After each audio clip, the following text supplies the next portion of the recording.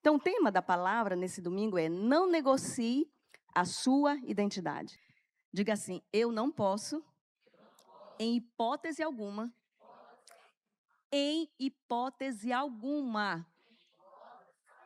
negociar a minha identidade. E é sobre isso que nós vamos falar. E antes de entrar nessa palavra, eu quero testemunhar com vocês como que Satanás, ele se empenha tanto em querer que a nossa identidade não seja firmada em Deus, que ela não seja firmada para nós. Porque Deus, ele já sabe quem somos, já disse quem somos, mas o problema não está com Deus, o problema está conosco. Nós fomos ontem à tarde, início da noite, ministrar em um retiro de pastores, e a palavra estava comigo, né? A última palavra. A pastora Neiva estava lá intercedendo, a pastora Claudênia, a pastora Camila, estavam todas lá, né? Cobrindo, fechando as brechas. E foi maravilhoso. Foi um tempo maravilhoso lá, Deus se moveu, Deus se mostrou. Foi um negócio assim fantástico que aconteceu ontem debaixo daquela chuva torrencial, né? Voltei para casa assim tão satisfeita, tão feliz, né, com o que Deus tinha feito lá naquele retiro, como os pastores e toda aquela equipe lá foi ministrada, quanto que Deus falou comigo, falou com eles, estava tão feliz e foi dormir feliz, né? Ainda fui olhar esta palavra, né, fazer alguns arranjos, que pregador é assim, já está tudo pronto, aí quando está quase na hora, todo mundo que é pregador sabe disso, né? As ideias surgem, o Espírito Santo fala mais e haja a gente rabiscar. E fui dormir feliz. Queridos, pensa numa mulher que passou a noite toda, eu vou usar um termo que é muito usado no Pará, não sei se usa aqui, mas que Satanás apurrinhou, perturbou a noite toda. Gente, eu quase não consigo levantar de manhã, pesada de sono, porque eu passei a noite toda, literalmente, guerreando com o diabo. Eu tentava dormir, aí vinha aquela voz: ah, você não vai conseguir pregar essa palavra. O que aconteceu ontem à noite é porque tinha mesmo que acontecer, mas você não vai dar conta. E aí eu, né, meio que acordava e falava: Satanás, cala tua boca, em nome de Jesus está repreendido. Ele tentava dormir de novo. Irmão, isso repetiu por nem sei quantas vezes, a noite todinha, lutando com o diabo. Chegou a amanhecer cansada, sabe, daquela batalha espiritual, a noite todinha guerreando aí. Eu não quis perturbar o meu bem, né, para orar comigo, porque ele ainda está recuperando, está com a boca cheia de pontos, né? E aí eu sei que ele ia se empolgar na oração e vai que um ponto desfizesse, né? Ah, meu Deus, aí a situação vai ficar mais complicada. E aí, o que acontece? Eu, né, falei para ele já de manhã: olha, eu passei a noite com batalha espiritual, por isso e tal e tal. Aí ele olhou para mim, simples, assim, com aquele temperamento fleumático dele, né? Eu estou cuspindo fogo, né, como a gente diz, pelas ventas. Ele: ah, o que foi? Né? Aí ele falou assim: amor, você não precisa provar nada para ninguém. Você não precisa de aprovação de ninguém. Você já foi aprovada, vá lá e faça. Muito bem resolvido, aleluia. Fui tomar meu banho, me arrumar para vir para cá. E aí, quando eu estava lá no banheiro, me arrumando, preparando meu cabelo, o Espírito Santo falou assim: sabe por que Satanás te perturbou a noite todinha? Sabe por que Satanás ficou te perseguindo a noite toda para te não pregar? Por que tu pregou tão bem lá? Outro assunto. De autoridade, de poder, de governo. Porque é inerente, está na tua veia, então é fácil falar sobre isso. Mas sabe por que Satanás não quer que você pregue sobre identidade lá na igreja? Porque ele sabe que se ele te calar, ele vai calar os outros. Porque ele sabe que se você vacilar na sua identidade, a Pai São Luís vacila na identidade dela. Eu falei: ah, capeta, tu tá ferrado, porque eu vou lá e eu vou pregar e vou pregar muito. Amém? Dei uma forte salva de palmas para Jesus. E é sobre isso que eu quero falar com você, para que eu e você, nós não negociemos a nossa identidade em Cristo por nada. Amém? Eu quero ler com você um texto que fala a respeito do início do ministério de Jesus, para que a gente trabalhe esse conceito correto da parte de Deus de identidade sobre a nossa vida. Eu quero ler com você o que se encontra no Evangelho de Mateus, capítulo 3, a partir do versículo 13, que diz assim: por esse tempo, dirigiu-se Jesus da Galileia para o Jordão, a fim de que João o batizasse. Ele, porém, o dissuadia, dizendo: eu é que preciso ser batizado por ti, e tu vens a mim?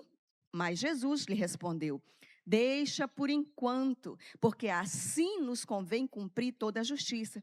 Então ele o admitiu. Batizado Jesus, saiu logo da água, e eis que se lhe abriram os céus e viu o Espírito de Deus descendo como pomba vindo sobre ele. E eis que uma voz dos céus lhe dizia: este é o meu filho amado, em quem me comprazo.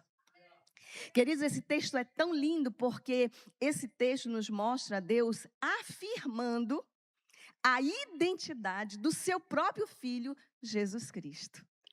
Ele vem e ele afirma. E não só afirma, ele reafirma, porque preste atenção, esse Jesus aqui, onde o Senhor, Deus, está afirmando a identidade dele para ele, você tem que entender que era um Jesus que era Deus, mas também era humano. Ele estava aqui 100% humano. E às vezes a gente se esquece disso, né? A gente pensa que Jesus, quando esteve aqui conosco, ele era só Deus.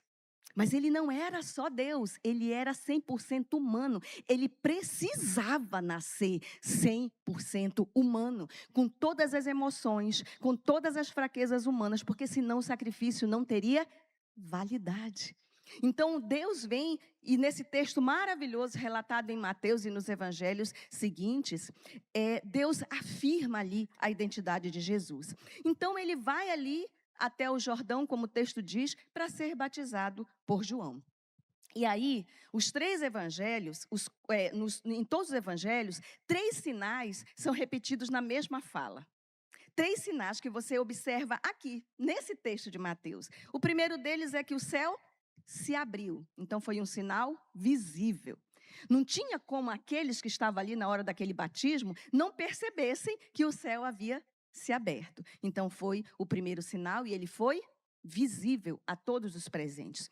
O segundo é que o Espírito Santo desceu sobre ele, sobre a pessoa de Jesus, né? Ali representando o Espírito Santo naquela pomba. Então, aquilo também foi outro sinal visível, né? Deus dá 2 sinais visíveis. O céu se abre, todo mundo vê, e o Espírito desce em forma de pomba, todo mundo vê.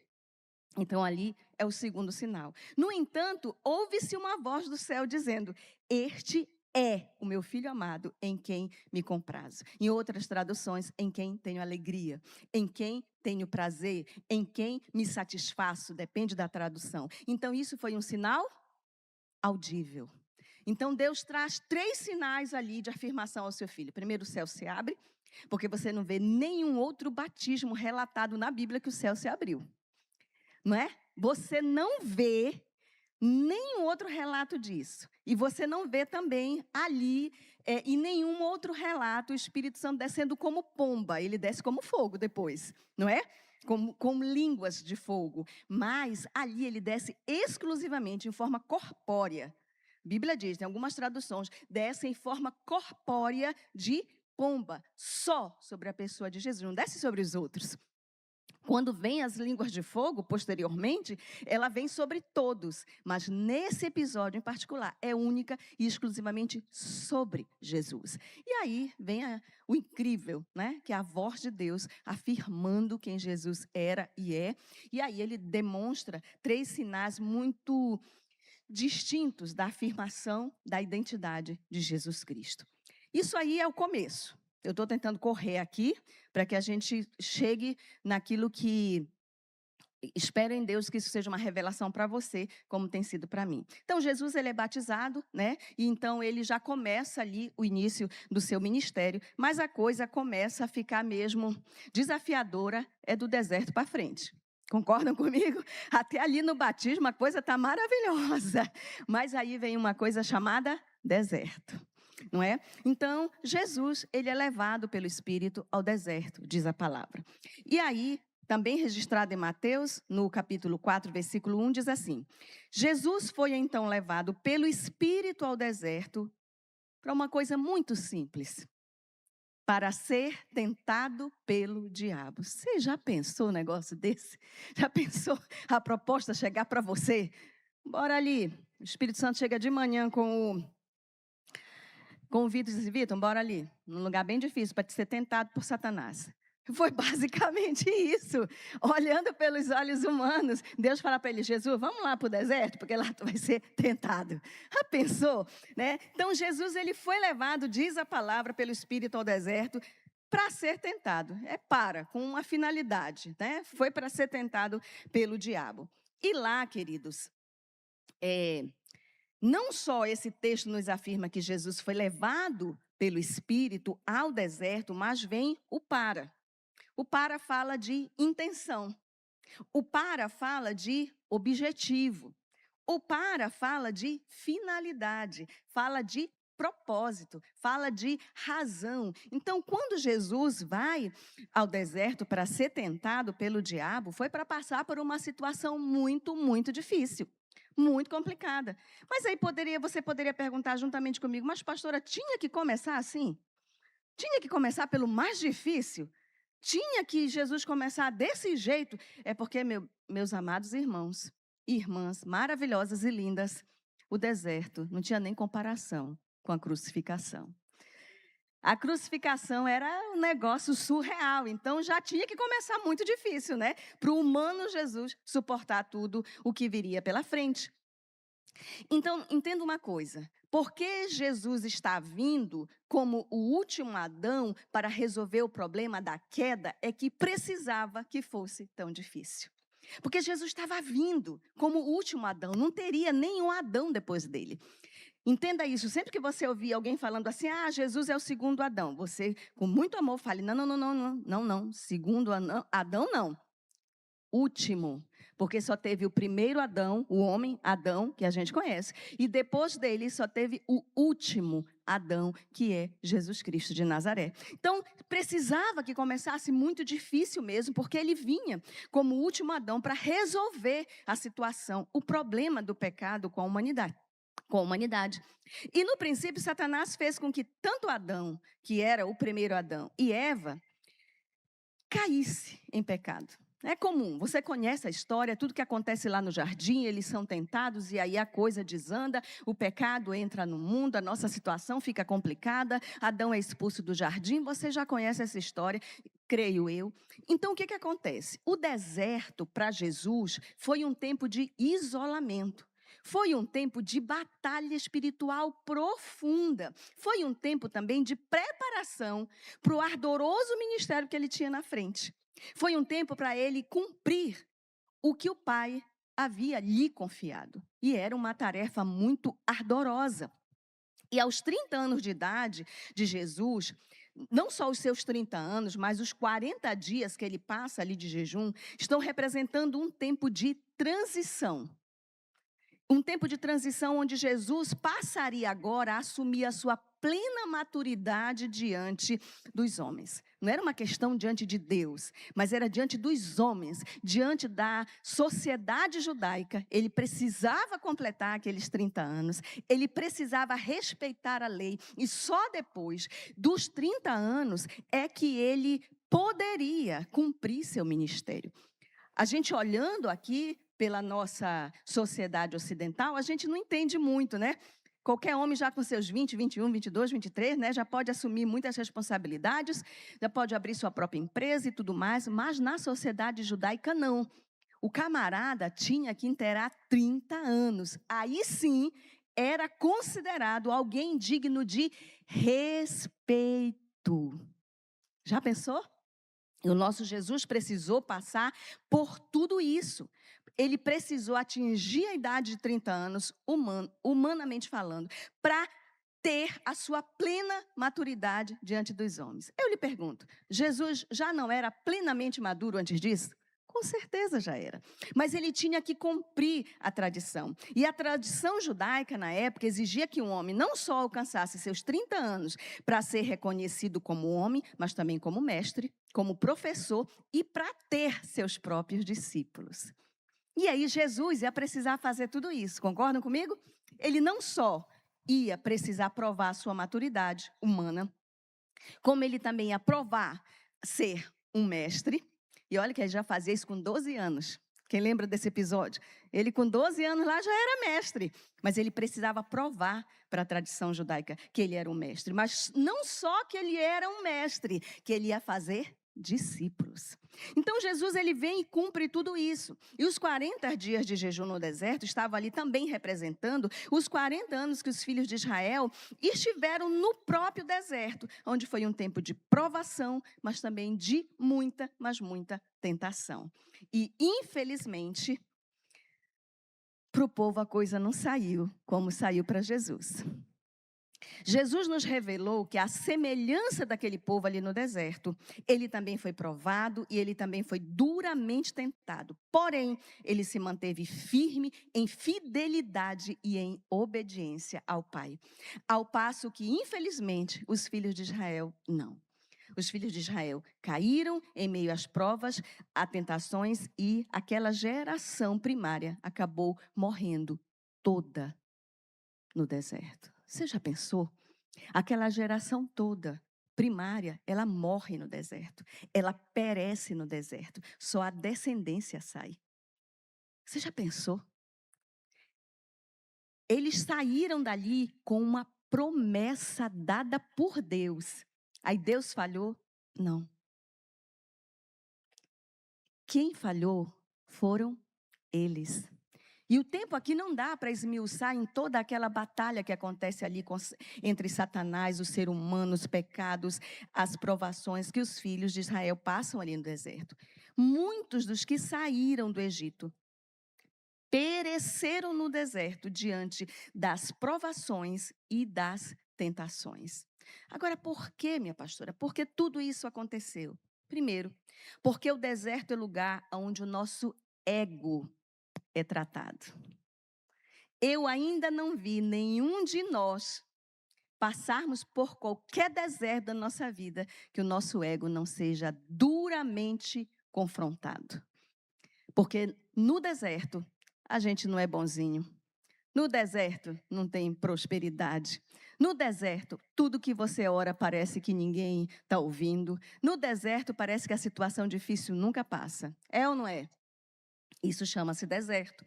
Mas também o deserto é lugar para o nosso caráter ser moldado. E Jesus, ele tem o seu caráter no deserto totalmente aprovado, ao passo que os filhos de Israel foram desaprovados, porque acabam perecendo lá no deserto. E no deserto nós aprendemos a obediência através das coisas que nós mesmos sofremos, através das provações e também das tentações. E aí o deserto não é um lugar fácil, então nós podemos afirmar, de acordo com as Escrituras, que Jesus foi provado e tentado no deserto durante aqueles 40 dias, mas de lá ele saiu vitorioso. Amém? O nosso Jesus passou por todas as provações, ele passou por todas as tentações, mas ele saiu de lá vitorioso. Então, sempre que perguntamos qual foi o grande segredo para Jesus ter vencido o diabo na tentação no deserto, geralmente a gente ouve essa mesma resposta. Ah, pastora, ele venceu porque ele era cheio da palavra de Deus. Sim, não é mentira, mas vamos aprofundar um pouquinho. Por que que ele venceu ali, naquele deserto? E eu quero te dar aí 3 segredos. Por que Jesus venceu e por que o povo de Israel não venceu? Primeiro, evidente, porque ele era cheio da palavra de Deus. Isso era evidente. Ele era cheio da palavra de Deus. E o fato dele ser cheio da palavra de Deus, ele podia usar a palavra como espada. Ele podia usar a palavra como espada contra o diabo. Daí a necessidade de eu e você sermos cheios da palavra de Deus. Porque quando nós estamos cheios da palavra de Deus, ela é uma arma perigosa nas nossas mãos. Porque nós vamos confrontar o diabo e vamos vencê-lo. Então, olha só o que diz. Paulo escrevendo aos Colossenses, no capítulo 3, o verso 16, diz assim: habite, more, resida em vocês ricamente a palavra de Cristo. Instruí-vos e aconselhai-vos mutuamente em toda a sabedoria, louvando a Deus com salmos, com hinos, com cânticos espirituais, com gratidão em vosso coração. O apóstolo Paulo dizendo, olha, a palavra de Deus, ela precisa habitar. Ela precisa morar, ela precisa residir em você, não pode ser um hóspede.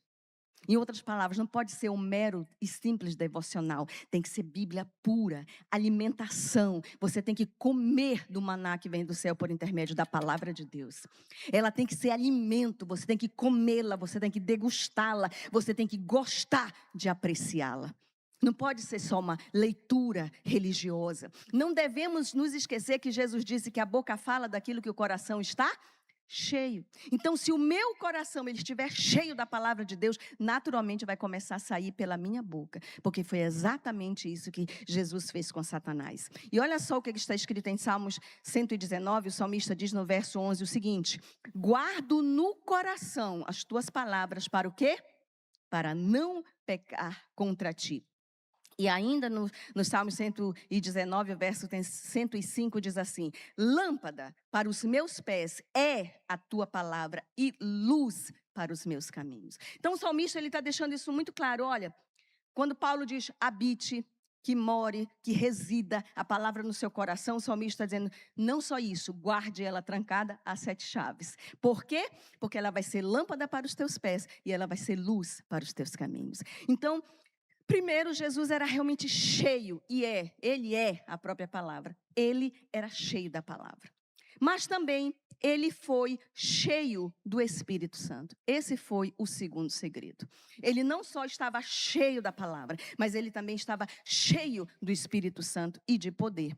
No Evangelho de Lucas, no capítulo 4, verso 14, diz assim: então, Jesus, no poder do Espírito Santo, regressou para a Galileia e a sua fama correu por toda a circunvizinhança. Então, aquilo estava saindo deliberadamente dele. E ainda no capítulo 4, verso 18, diz assim: o Espírito do Senhor está sobre mim, pelo que me ungiu para evangelizar os pobres, enviou-me para proclamar libertação aos cativos e dar restauração da vista aos cegos, para pôr em liberdade os oprimidos.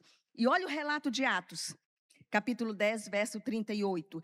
Como Deus ungiu a Jesus de Nazaré com o Espírito Santo e com poder, o qual andou por toda parte, fazendo bem e curando a todos os oprimidos do diabo, porque Deus era com ele. Mas olha só o que ainda diz Paulo escrevendo aos Efésios.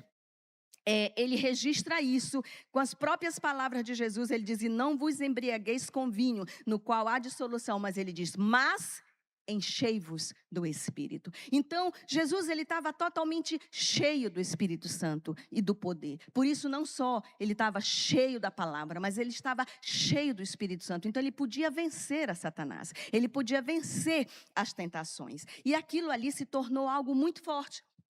E o terceiro segredo é que ele foi ao deserto com a sua identidade bem definida. Ele não foi só cheio da palavra, ele não foi só cheio do poder do Espírito Santo, mas ele foi para lá com a sua identidade humana muito bem definida. Ele foi para lá muito bem resolvido. E aí, eu quero chamar a sua atenção para 2 fatos aqui muito importantes. Primeiro, lá no Jordão, quando acontece a situação que eu li para você no começo, lá no Jordão, quando ele é batizado, lembra os 3 sinais? O sinal do céu aberto, né? O sinal da pomba descendo e o sinal da voz. Lá no Jordão, ele diz assim, tu és, Deus falando para Jesus, tu és o meu filho amado. Ali ele está falando propriamente para Jesus. Então é uma afirmação para o próprio Jesus, para prepará-lo para quando ele fosse para o deserto, ele soubesse exatamente, humanamente, quem ele era. Estão caminhando comigo? Já quando passado esse tempo, quando ele já está lá no monte da transfiguração, quando está lá, né, já está lá junto com os 12, né, os 3 ali estão na transfiguração, a voz que vem já não é tu és o meu filho amado. Aí ele já vem, este é o meu filho amado. Entende aí? Na primeira ele está dizendo para Jesus, tu és o meu filho amado. No segundo momento ele está dizendo para os outros, para os discípulos que estão lá, que nos representam hoje, ele está dizendo, este é o meu filho amado. Entende? Queridos, a gente precisa entender isso, não só como uma informação, mas como uma revelação no nosso espírito. Porque no batismo, ele fala diretamente com Jesus.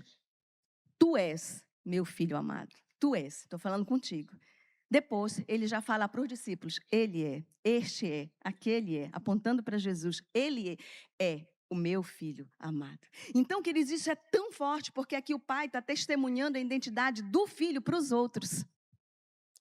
Entenda isso, Jesus não quer que só você saiba quem você é, ele tem prazer de dizer para os outros quem você é.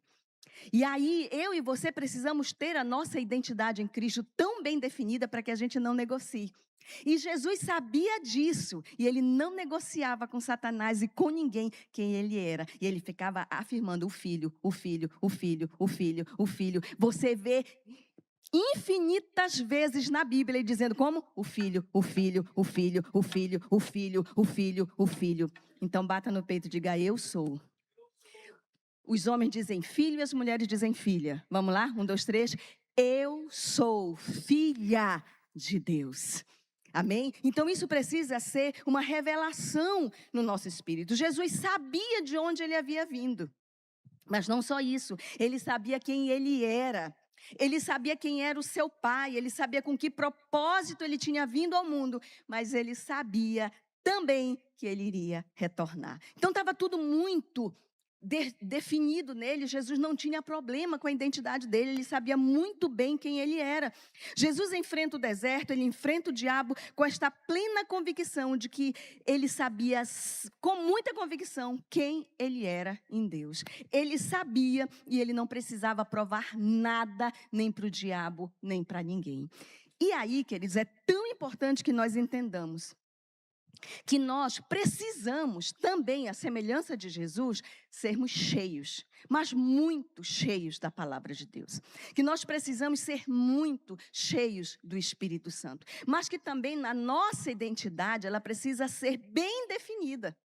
Dentro de nós, nós precisamos saber quem nós somos em Cristo. Caso contrário, nós vamos perecer no deserto, como os filhos de Israel pereceram. E isso eu não quero nem para mim, nem para você. Então nós precisamos entender isso. Então cada um de nós, se nós já não passamos pelo deserto, talvez estamos passando agora. Aí você diga, não pastora, não passei nem estou passando. Deixa eu lhe dar uma notícia, você vai passar. Aí a pastora está me amaldiçoando? Não. É porque o deserto vem para todos nós, para nos modelar, para formar o nosso caráter, para que nós sejamos melhores.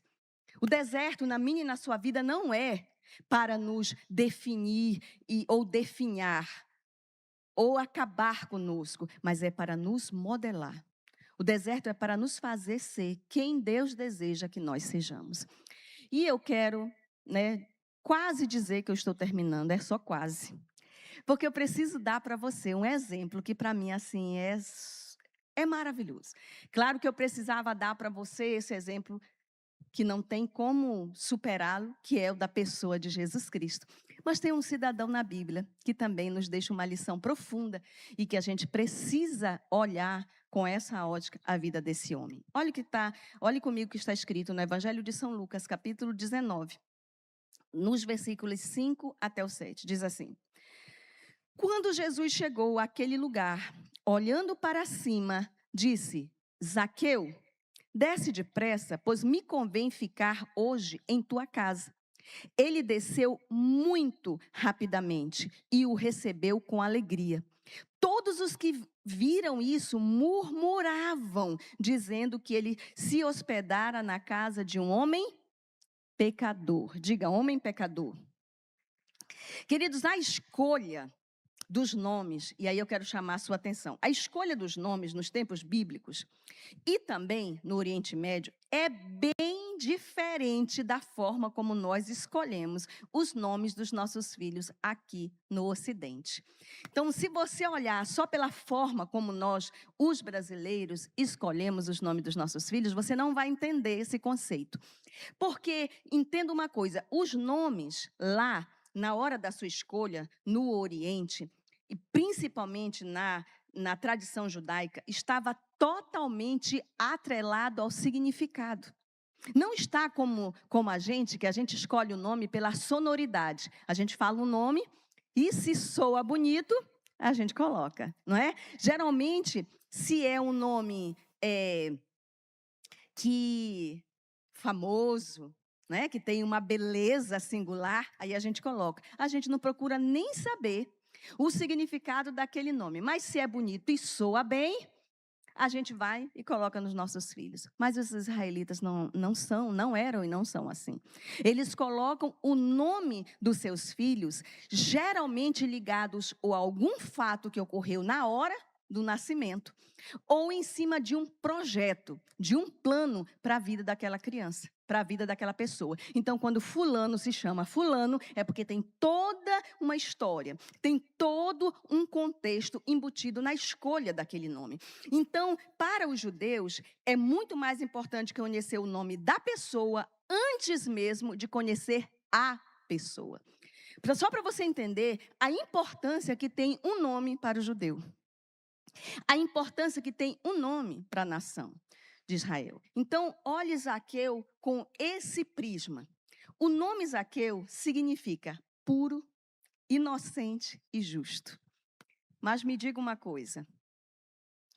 Quando você ouve o nome Zaqueu, você pensa em pureza? Você pensa em inocência? Você pensa em justiça? Muito menos. No entanto, quando Zaqueu nasceu, os seus pais tinham uma intenção. Os seus pais tinham um projeto, e aquilo não vinha do coração dos pais deles, vinha de Deus. Deus já tinha uma intenção para a vida de Zaqueu, como também, quando você nasceu, você já nasceu debaixo de uma intenção divina. Amém? Eu e você não nascemos por acaso. Não somos quem somos porque simplesmente aconteceu uma coincidência. Não foi assim. No coração de Deus havia um propósito. No coração de Deus havia um destino. No entanto, quando a gente olha para Zaqueu, a gente não vê isso. Mas quando a gente pensa, tirando o Zaqueu da cena, quando você pensa em algo puro, em algo inocente, em algo justo, logo te leva o quê? A retidão, né? Te arremete para a retidão, te arremete para a integridade, para a pureza nas suas ações, para a pureza de intenção. Porque é isso. Quando você pensa em alguém que é inocente, que é justo, que é puro, você imagina uma pessoa que é puro também nas suas ações e nas suas intenções. Então, o nome Zaqueu carregava consigo essa ideia. Não só de pureza moral, mas também de pureza espiritual. Era isso que significava o nome Zaqueu. Mas, para o povo, Zaqueu era literalmente o oposto. Zaqueu era um traidor da pátria, era um ladrão do seu próprio povo, porque ele extorquia por intermédio dos impostos, e ele era considerado um homem pecador. Tanto é que no versículo 5 ele diz, quando Jesus chega àquele lugar, olhando para cima, disse-lhe, Zaqueu, desce depressa, pois me convém ficar em tua casa. Jesus surpreende a todos com aquela decisão. Porque ele diz, olha Zaqueu, eu vou ficar na tua casa. Mas a reação do povo foi notória e foi imediata. O que eles dizem no versículo 7? Todos os que viram isso murmuravam, dizendo que ele se hospedara com um pecador. Agora, por que aquela reação tão negativa, tão repreensiva para Jesus? Poxa, mas Jesus não tinha outro lugar para ir? Ele tinha que ir exatamente na casa deste pecador, traidor da nossa pátria, ladrão da nossa pátria. Ele tinha que ir justamente na casa deste homem. E aí a confusão começa. Deixa eu te falar uma coisa. Sabe por que dessa reação? Porque, infelizmente, Zaqueu não vivia de acordo com o significado real do seu nome. Por isso o povo o chamava de pecador. Ele vivia ao contrário da sua verdadeira identidade. Zaqueu vivia totalmente oposto ao que o seu nome significava. Ele não vivia uma vida de pureza, ele não vivia uma vida de inocência e muito menos vivia uma vida de justiça. Ele era literalmente um ladrão do povo. Ele literalmente roubava do povo para dar para os romanos. Era literalmente isso. Então, entenda uma coisa. Ele vivia ao contrário da sua verdadeira identidade. No entanto, Jesus o encontrou vivendo essa vida contrária que ele fora chamado para ser. Quando Jesus encontra Zaqueu, ali naquela árvore, olhando, já movido pelo Espírito, mas ele não sabia que ele estava ali, movido pelo Espírito. Jesus o encontra num ponto crucial da vida dele, onde ele está sendo aquele Zaqueu, ladrão, aquele Zaqueu, pecador, onde ele estava sendo exatamente aquilo que o povo dizia que ele era. Mas o que fez aquele pecador descer tão depressa daquela árvore? Já parou para pensar? Porque Jesus, ao olhar para aquele ladrão, ao olhar para aquele traidor da pátria, não disse, pecador, desce depressa. Como foi que ele disse? Zaqueu, ei, puro, inocente, justo, desce depressa, porque me convém ficar na tua casa hoje. Porque Jesus não nos olha pelas nossas fraquezas. Jesus não nos olha pelos nossos pecados. Ele nos olha pelos olhos do Pai. Ele nos olha pelo sacrifício dele lá na cruz. Ele nos olha por aquilo que ele fez por nós. Imagine quanto tempo Zaqueu não ouvia o próprio nome. Lá vem aquele ladrão. Lá vem aquele traidor miserável. Lá vem aquele maldito tirar o nosso dinheiro. E aí Jesus olha para ele lá.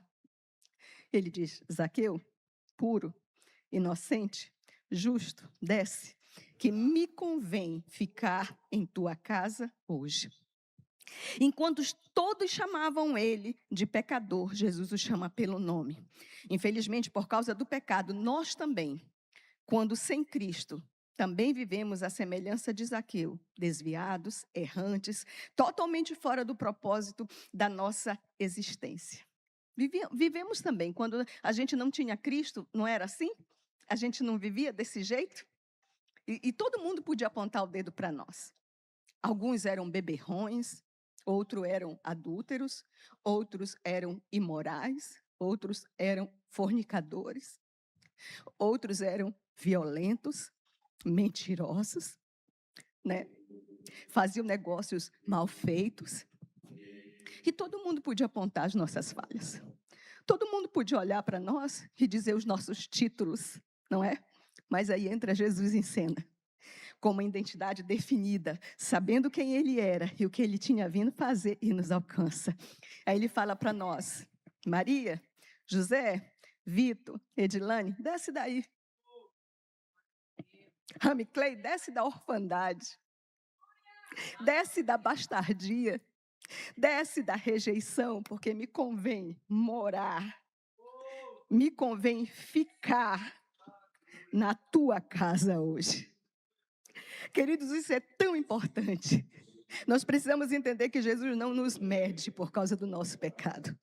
Jesus não nos mede por aquilo que estamos fazendo. E o evangelho dele não veio para nos consertar, veio para nos transformar. O evangelho de nosso Senhor Jesus Cristo veio para transformar o pecador em um santo, um injusto num justo. Ele veio para nos dar a nossa verdadeira identidade. Porque já está escrito que quem está em Cristo é nova criatura. Quem está em Jesus já recebeu uma nova identidade. Então, que a semelhança de Jesus, nós possamos sair daqui hoje compreendendo quem nós somos. E para que viemos a este mundo. Nós somos, sim, novas criaturas. E devemos viver como nova criatura que somos. Que nós vivamos de acordo com a nossa verdadeira identidade. Que identidade? De filhos de Deus. De representantes do seu reino aqui nessa terra. E de seus cooperadores para a salvação deste mundo. Amém?